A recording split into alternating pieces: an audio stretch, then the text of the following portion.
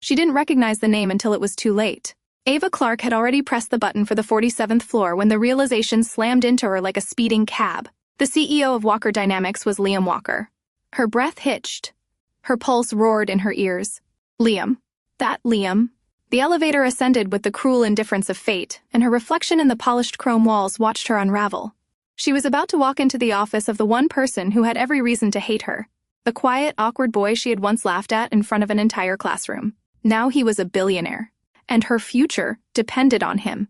The glass skyscraper loomed above like a monolith carved from ambition itself, all mirrored panels and sharp steel lines that cut into the New York skyline like a blade. Ava Clarke stood at its base, her reflection fractured across 100 panes, distorted and multiplied, like the life she'd once imagined, now in pieces. She gripped the strap of her worn leather handbag, the only designer thing she still owned, and sucked in a breath that tasted like exhaust fumes and nerves. 10 years ago, she was prom queen, homecoming queen, and voted most likely to be on Broadway. Now she was 30, broke, and about to walk into the headquarters of Walker Dynamics, the hottest tech company on the East Coast, and her last chance at redemption. She hadn't realized who the CEO was until last night, after 3 interviews and a string of emails. The name had sounded vaguely familiar, but she'd been too preoccupied to notice. Too desperate.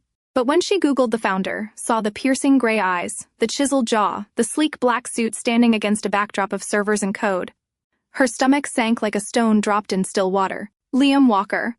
The boy she'd humiliated in high school. The boy who'd stood up in front of Miss Bader's 10th grade English class with a crumpled Valentine's card in one hand, shaking like a leaf, and told her he liked her. Everyone laughed. So did she. Not out of cruelty, but because she didn't know what else to do. She hadn't seen him since graduation. Until now. She took the elevator to the 47th floor in silence, her reflection riding along in the polished chrome walls. By the time the doors slid open with a clinical chime, she'd rehearsed every possible explanation, apology, and defense she might need. Still, she wasn't prepared for the office. It was massive, minimalist. Everything black, white, or chrome, with hints of forest green from the living wall behind the CEO's desk. And there he was, standing with his back to her, talking on the phone. He turned. Ava's breath caught in her throat. He was not the same boy. Liam Walker had grown into a man carved by precision. Tailored suit, angular face, cool, commanding presence. His eyes met hers with the quiet steadiness of someone who had nothing to prove. "Ms. Clarke," he said, voice deep and smooth. "Please, have a seat." Ava sat. Carefully. Like the chair might reject her too. He sat across from her, interlacing his fingers on the sleek matte desk. "So," he said, and gave a ghost of a smile.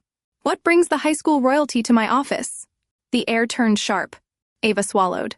"I'm applying for the senior marketing strategist role. I believe I passed your hiring team's screening." "You did."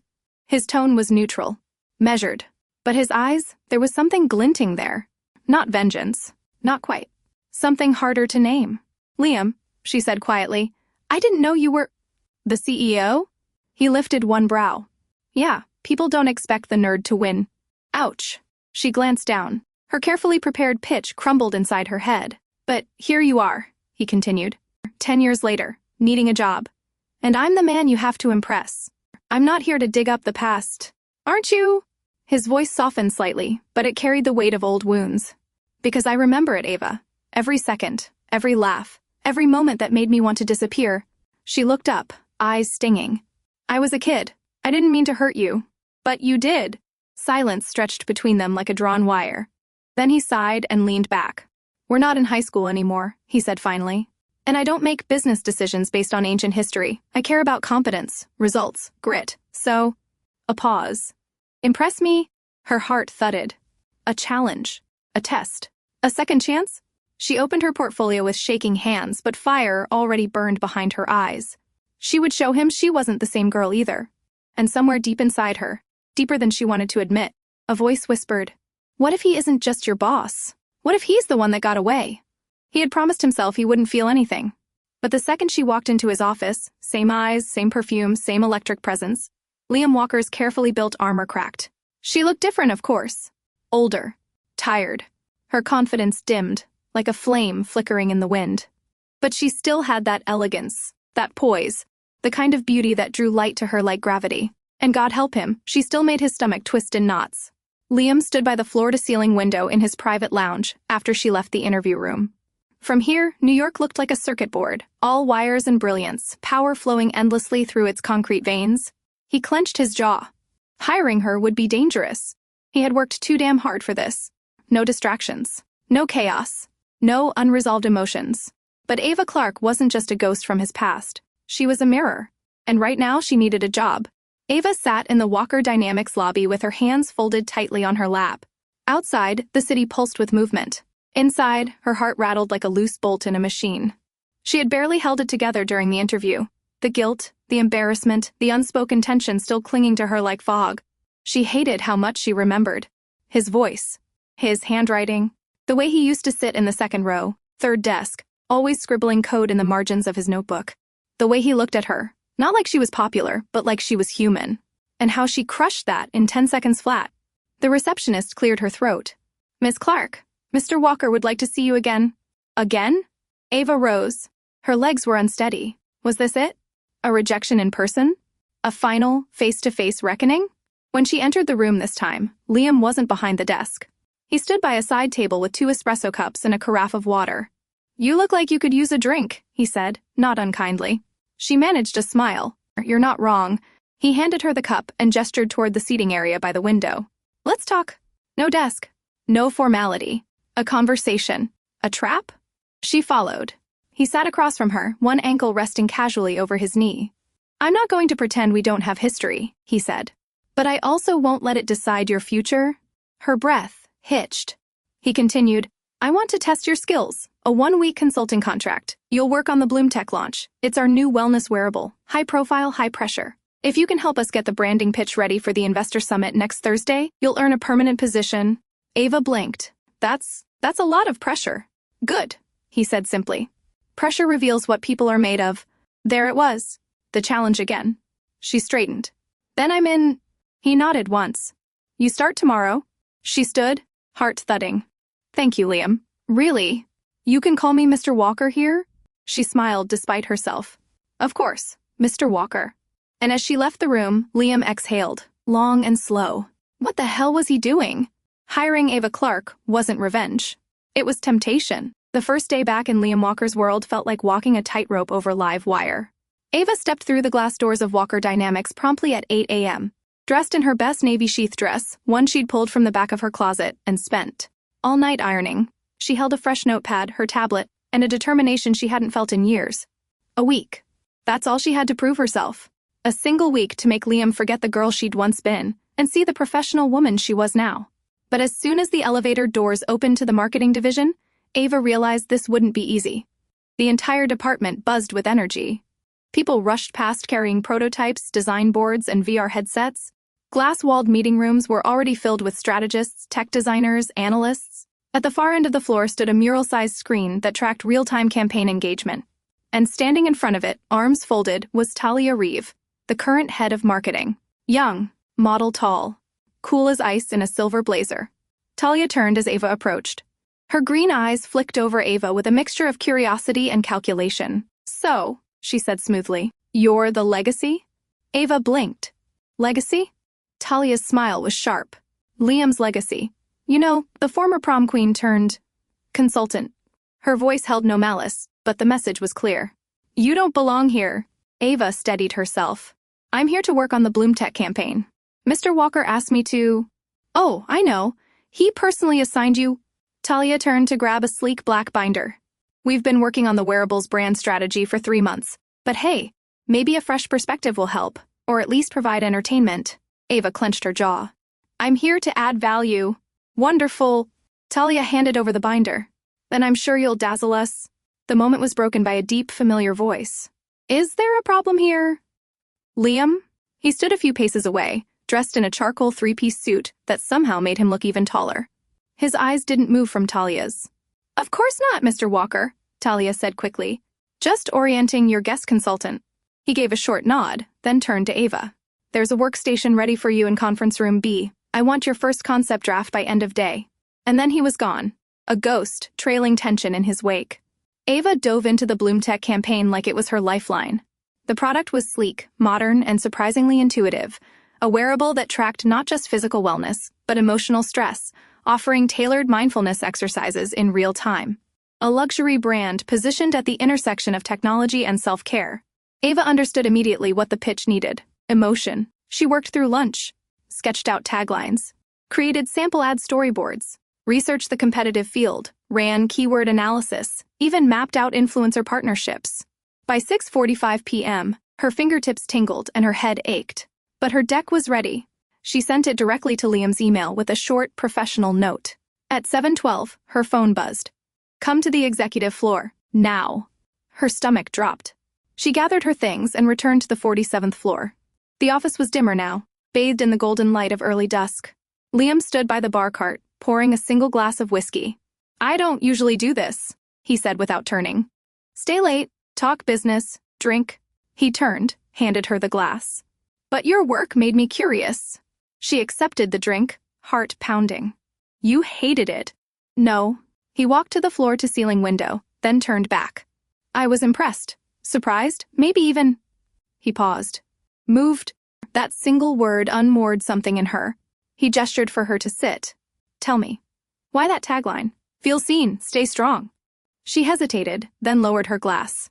"Because that's what people crave most. Visibility, strength, reassurance that they're not falling apart alone." He studied her. "That's not a marketer's answer. That's a human one. Maybe I'm both." He smiled. Small, but real. "You've changed, Ava." She looked down. "So have you—" Silence settled between them. The city twinkled below. Then Liam spoke again, more quietly. "Do you remember that day?" She closed her eyes. "I never forgot." "It wasn't just the laugh," he said. "It was what you said after. People like you don't belong with girls like me." She looked up sharply. "I didn't mean it, I swear. I was scared of what people would think, of how it would change things." He nodded. Not with forgiveness, just understanding. A long moment passed. Then he stood. "I should let you go. Big day tomorrow." Ava rose too. "Thank you for giving me a chance." He held the door for her. As she passed, he said softly, "Let's see what else you're capable of." She stepped into the elevator, heart thundering, because for the first time in a long time, she wanted to be more than just impressive. She wanted to be unforgettable. Power. That's what Ava felt in her bones the next morning. Not comfort, not control, just pure humming electricity. She arrived at the office before sunrise, long before the first executive meeting was scheduled. She needed quiet, focus, clarity. After last night's charged conversation with Liam, she hadn't slept. Her mind had spun in loops of possibility, anxiety, and something she dared not name. The investor summit for Bloomtech was 48 hours away. Her task? Deliver a full branding concept with revisions, presentation visuals, rollout calendar, influencer outreach plan, and a viable viral campaign hook. No pressure. Inside conference room B, she built a war room of creativity. Sticky notes bloomed across the glass walls like a nervous system. Her tablet buzzed with renderings and research. She mapped emotional arcs, rewrote taglines, and challenged the tired aesthetics the internal team had grown too comfortable with. And she didn't just polish the message. She rebuilt it from the ground up. At 10 a.m. sharp, she stood in front of the senior leadership team. And Liam. Talia was there, seated next to the CFO, legs crossed, watching with her usual thin-lipped elegance. Liam was at the head of the table, silent, expression unreadable. Ava cleared her throat. "Bloomtech is more than a product," she began, clicking to the first slide. "It's a promise, not just to track wellness but to understand it, to make people feel seen. Not just monitored. We're not just marketing convenience or tech. We're giving people emotional permission to care about themselves." The room shifted. Slide by slide, she walked them through the vision. Clean, elegant visuals rooted in soft earth tones. Targeted messaging not around performance, but belonging. Emotional health, resilience, authenticity, user stories instead of generic models. Real humans. She tied in trends, data, ROI projections, behavioral patterns, emotional micromarketing. "It's not about selling a product," Ava finished. "It's about starting a movement." Silence. Then a voice, low, measured. "This is exceptional." Liam. A wave of breath seemed to pass through the room. Even Talia's expression flickered. "You've reframed the entire campaign," the CFO said. "This is more than branding. It's identity." Ava exhaled slowly. Liam stood. "Give us the room. Everyone except Ava." There was a pause, but chairs scraped, murmurs passed, and slowly the team filtered out. When the door clicked shut, Liam walked to the head of the table. "That was more than I expected." Ava smiled tightly. I said I'd deliver. You did? He paced slowly toward her, eyes unreadable. You didn't just deliver. You stunned them. You stunned me, Liam. He stopped inches away. You know, it would have been easier if you'd failed. If you'd just been mediocre, someone I could dismiss. She looked up. But I'm not. No, you're not. And that's the problem. A beat of silence. Then he stepped back, exhaling through his nose. You'll be presenting to the investors tomorrow. She blinked. Me? Alone? Yes. This was your vision. And now it's your moment. She felt her pulse flutter. Are you sure? He gave a half smile. I'm never sure when it comes to you, but I know brilliance when I see it. Their eyes held. Then he turned. Prep with the strategy team. I'll clear your calendar. He walked to the door, then paused. And Ava? She looked up. Don't hold back tomorrow. Make them remember you. As he walked out, her hands trembled against the conference table. She wasn't just fighting for a job anymore. She was fighting to matter. And something in his voice, in the way he said her name, made her believe she might just win. They say the stage reveals the truth. Ava just hoped it didn't reveal her shaking knees. The Walker Dynamics Investor Summit was held at the Glass House, a sleek panoramic event space perched over the Hudson. Floor-to-ceiling windows bathed the interior in white gold morning light. The air hummed with quiet wealth. Billionaires, venture capitalists, and tech journalists sipped espresso and discussed innovation like gods over chessboards. Ava stood behind the thick velvet curtain near the stage, trying to remember how to breathe. The Bloom Tech campaign would be presented in 20 minutes. Her campaign. She wore a graphite gray sheath dress, simple gold earrings, and nude pumps she'd borrowed from her roommate. Her makeup was polished but understated. Every inch of her appearance screamed confidence. But underneath, she was terrified. Because beyond those curtains sat a man whose opinion mattered more than the others combined. Liam Walker. She heard his voice before she saw him. How are we doing, Clarke? She turned. Liam stood just behind her, coffee in hand, effortlessly cool in a navy suit and open collar. The kind of man who looked like he belonged in a boardroom, a Bugatti, or the cover of Forbes, all at once. Caffeinated, she answered. He smiled.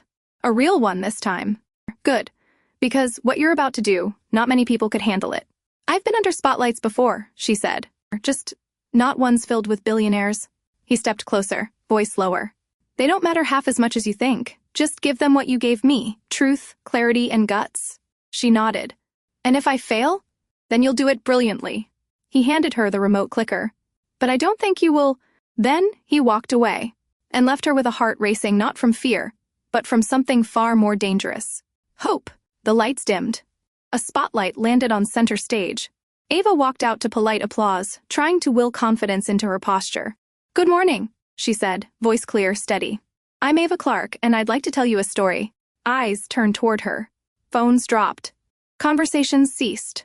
When I was 8, my father had his first panic attack. At the dinner table. I didn't know what it was then, only that he looked terrified, couldn't breathe, couldn't speak. He wouldn't talk about it afterward. He thought stress made him weak. That vulnerability was shameful. A murmur rippled through the crowd.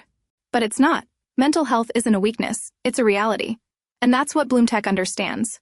We're not here to replace human connection. We're here to remind people they deserve it. Slide after slide, Ava brought the campaign to life. She explained the product's capabilities, the narrative branding, the empathy-first approach. She showed emotional touchpoints, story-driven ads, and data-backed results. The Bloom Tech Challenge teaser received a spontaneous wave of applause. She ended with a single statement. This is more than a campaign, it's a conversation, and it starts with us. Silence. Then, a standing ovation. And somewhere near the front, Liam rose first. Ava stepped off stage, adrenaline still surging. As the applause faded behind her, the chaos of congratulations began. VC reps, tech bloggers, executives, all buzzing around her. But it was Liam who cut through the crowd. You shattered every ceiling, he said. That was unforgettable. Ava flushed. You think they bought it? They didn't just buy it, they want stock in it. She laughed, too loud, too giddy. Then his expression shifted. You do realize what this means, right? That I might actually have a job here? That you just became the face of Bloom Tech, and possibly the entire wellness division. Her breath caught. Wait, that's not... I'm making it official. You're not a consultant anymore. You're executive creative director of Bloom Tech. Effective immediately. A beat. Unless you're planning to reject me again. She met his gaze. Not this time. And it was unclear whether they were still talking about the job. Success has many parents, but failure is always an orphan, and someone wanted Ava to fail. The Monday following the summit was supposed to be celebratory. Ava had barely slept, riding the wave of press mentions, executive praise, and a steady flood of congratulatory emails. Liam had made her new title official with a company-wide announcement. There were already requests for interviews and a scheduled guest appearance on a tech innovation podcast, but the celebration didn't last. Because on Tuesday morning, her Bloom Tech investor deck leaked. Unfinished mock-ups, internal data, strategic influencer contracts, everything, released online in a leak that was quickly picked up by 3 major tech outlets. The media framed it as a scandal. Walker Dynamics' new star director already in crisis?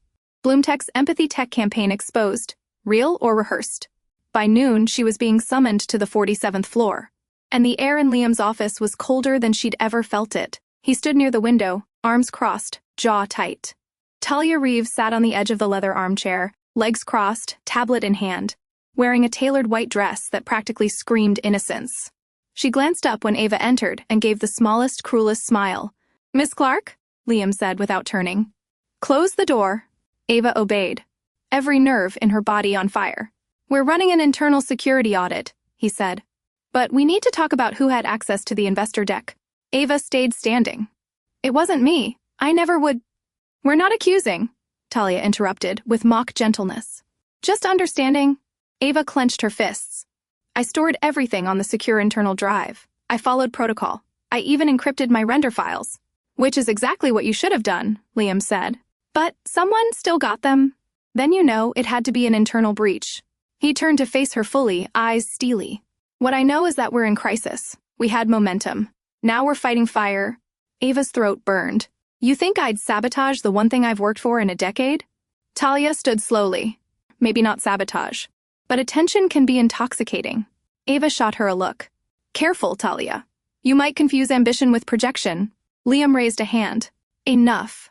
A pause. Then he looked directly at Ava. "I need you to step back.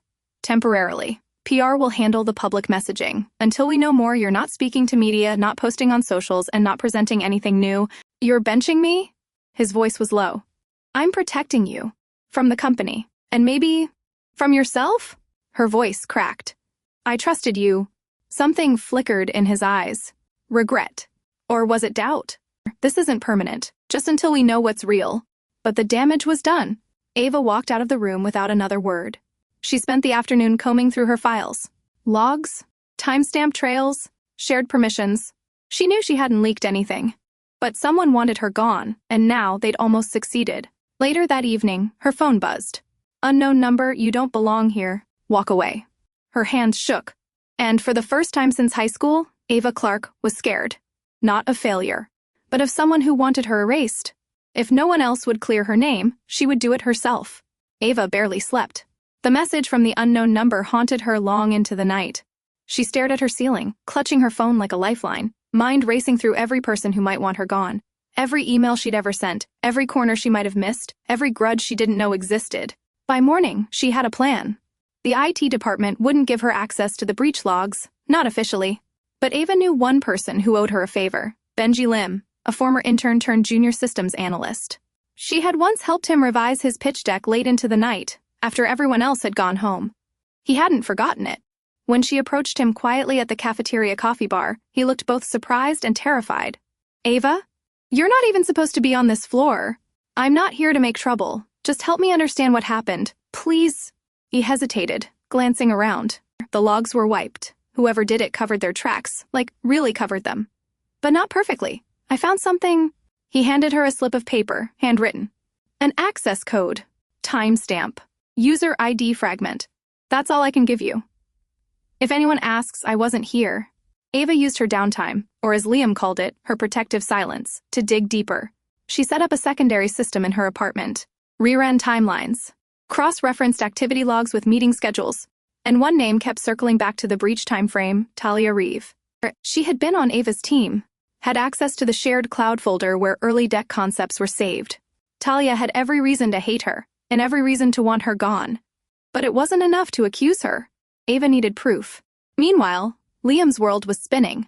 He hadn't spoken to Ava in 3 days. Not since he asked her to step back. Not since the look in her eyes, betrayal and heartbreak wrapped in disbelief, had carved its way into his conscience. He hated the silence, hated the doubt, hated himself for not defending her harder. He sat alone in his office, late at night, watching the city lights flicker like warning signals. When his phone buzzed, he expected bad news. But it was worse than that. "Ava, I think I know who leaked the deck. I have a plan. But I need you to trust me." Liam stared at the screen for a long time, then replied, "Liam, tell me everything." They met at a quiet bar in Tribeca, off the radar, half-lit and echoing with soft jazz. Ava laid out everything. The access logs, the timestamps, the anonymous message, the connections to Talia. Her eyes never wavered. "I'm not asking you to fire her," she said. "I'm asking you to watch her. Let her think she's won. We catch her in the act." Liam leaned back, expression unreadable. "You're gambling your entire reputation on this." "I don't have a reputation anymore," she said flatly.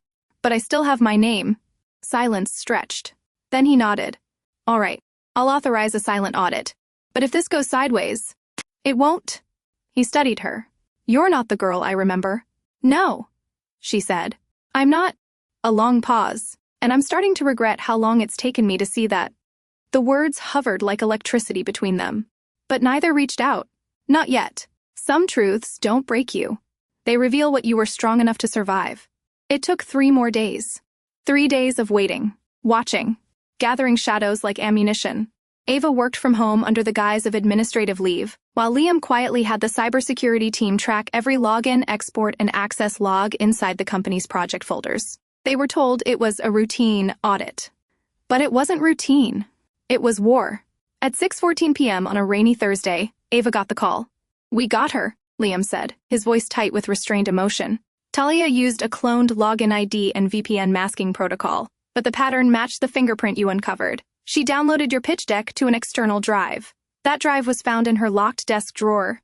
Ava sank slowly onto her couch. "So it's over?" "No," Liam said. "Now it begins." The confrontation was swift. Talia was called into the executive boardroom. The HR director, Liam, and the general counsel were already waiting. She walked in with her usual poise, but Ava saw the flicker of unease in her expression when she realized who was in the room. Ava sat at the end of the table. It was time. "Talia," Liam began, "do you remember what you said when we hired Ava Clarke? That maybe she would provide entertainment?" Talia's smile was tight. "That was a joke. So was your loyalty, it seems." He tapped a folder on the table.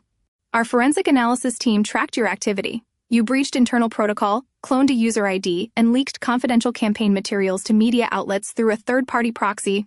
Talia went still. Ice cold. "You have no proof." Ava opened the folder and slid a printed sheet forward. "Your IP address, your device ID, your access logs, and the external hard drive with the full export." Talia stared at it, then leaned back and crossed her arms. "So what? She got the job you wanted me to have. You never even considered me. I carried this team before she walked in here with her pageant smile and redemption sob story." Ava stood slowly. "You didn't lose to me, Talia. You lost to your own bitterness." A long pause. Liam's voice was final. "You're being terminated immediately. Legal will be in touch. Security will escort you out." As Talia stood and walked out, Ava felt no triumph. Just a hollow ache, because this wasn't victory. It was survival. Later that night, Liam showed up outside her apartment.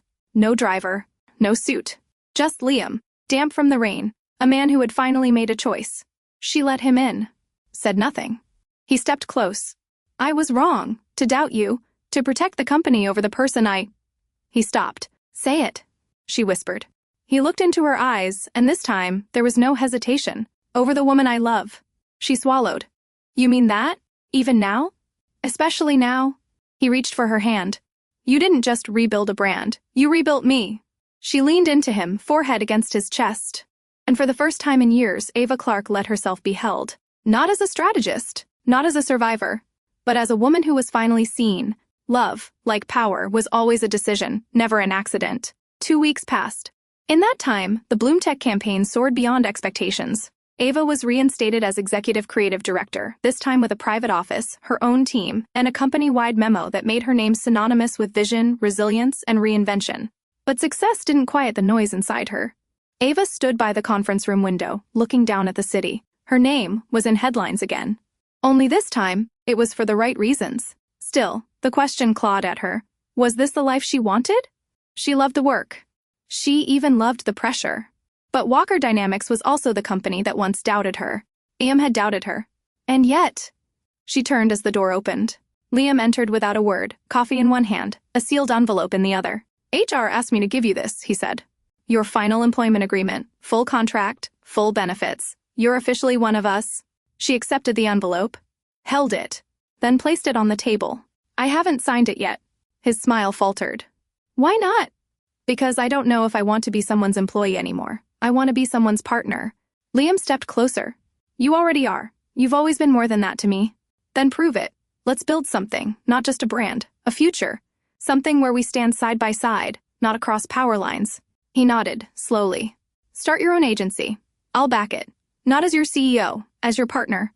Her eyes stung. You'd really do that? In a heartbeat. But only if I can walk through every door with you, as your investor, your CO founder, and your man. Ava smiled. Not because it was romantic, because it was real. 6 months later, Clarke & Company launched its first campaign with a bang. Clients lined up. The media buzzed. But more than anything, Ava walked into every room now with her head high and her heart open. Liam was still her anchor, still her storm. But they were equals now. And at night, when they curled together in the apartment she once thought she'd lose, Ava would sometimes whisper the words he said that changed everything. You didn't just rebuild a brand. You rebuilt me. No, we rebuilt each other, together. 3 years later, a new intern stood nervously in the same Walker Dynamics lobby where Ava once stood. Nerves, heels, and hope.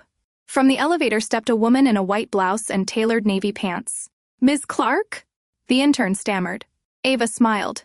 Please, call me Ava. Behind her walked a man in a gray suit. Familiar eyes, familiar charm. And that, Ava said, is Liam, my co-founder. And husband?